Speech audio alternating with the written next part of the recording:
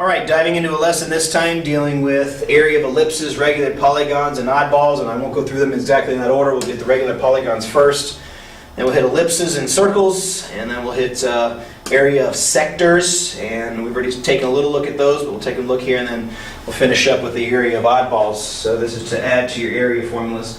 So we've done areas of triangles, we've done areas of quadrilaterals. Everything after that pretty much doesn't have a formula unless it's a regular polygon, so any regular polygon, doesn't matter how many sides are, we'll deal with this case. But if it's just a hexagon that's kind of an oddball shape, then you're going to have to divide it up and find another way to find the area, hoping that you've been given enough information. Well, first of all, dealing with regular polygons, I want to show you where the formula comes from. It's actually quite simple. It deals with some simple things. So first of all, let's deal with a regular polygon. The center of my shape is here. And a strategy that it always works, seems to work in finding the area of shapes is divide it up into triangles. So actually what I can do here is take this and find the area of that triangle. Now the area of that triangle is not going to be based on the sides. I have to find the height. So if this side is the base of my triangle, then this thing's going to be the height. Well, we know what this thing is in a regular polygon. You've already been shown and taught that this thing is the apothem. So the area of this triangle here is, so the area of the triangle is equal to 1/2 the apothem times the side of the shape. So that's the side of the, in this case, pentagon, and then the apothem is going to be the height of that triangle. So I can find the area of that one triangle simply by using this formula. Well, there are 5 of those triangles. 1, 2, 3, 4, 5 triangles that are involved in that shape there. So if I take that one triangle and I multiply by 5 times 1/2, and I'll call the apothem A, times the length of the side. But it turns out that 5 times the length of the side is the same as the perimeter of the shape. So the area of the regular polygon is equal to 1/2 the apothem times the perimeter of the shape, and that's your regular polygon formula. Find the the perimeter of your regular polygon, multiply it times the apothem, take 1/2, and all that comes from the idea of the triangle and the apothem and how we go through finding the area of that shape. So regular polygons would work in that way. So I'd have to find this area by knowing the perimeter or the length of the side. Actually, I could be given pretty much anything, but I got to use my triangles in here. Remember that there's a right angle in this spot. Remember that I can find the measure of this angle and find the measure of that angle. I can use the law of sines and cosines, Pythagorean theorem, whatever it is that I need to do in order to find the corresponding sides in order to find the area of the shape. All right.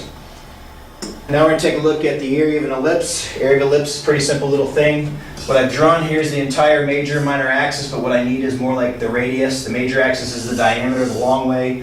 The minor axis is the diameter, the short way, but I actually don't need all of that. I just need the little pieces. Little a and little b.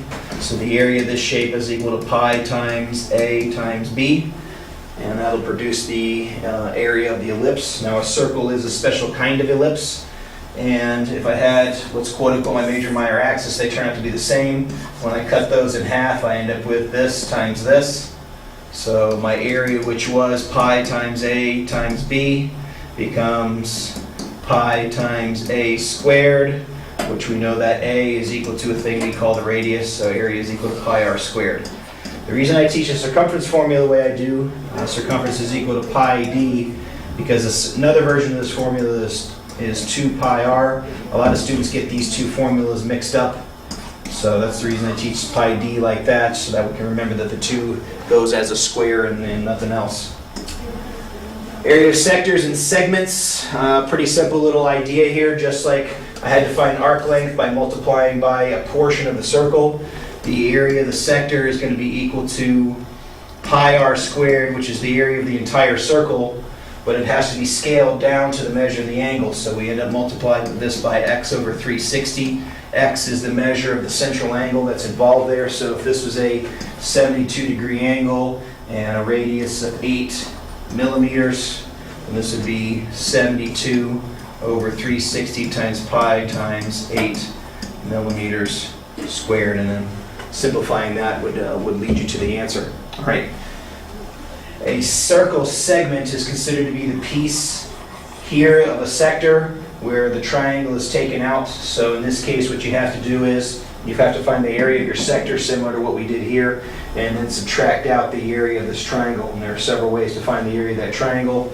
Just remember, this is an isosceles triangle, and so I can begin to find measures of angles and some other things like that in order to find this length, and then I might be able to use another formula like Hero's formula to find the length of that side and take that and turn that into the area of the circle. So just wanted you to know what a segment was. The whole process there is pretty simple.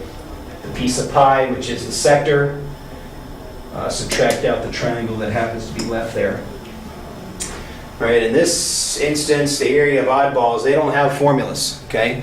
These things don't have a specific thing like here's the formula for a star, or here's the formula for that thing, whatever it is. So some of the things you can do is divide them into shapes that you do know the areas of. So for example, I might, on this one, my initial reaction would be to cut off all the pieces here.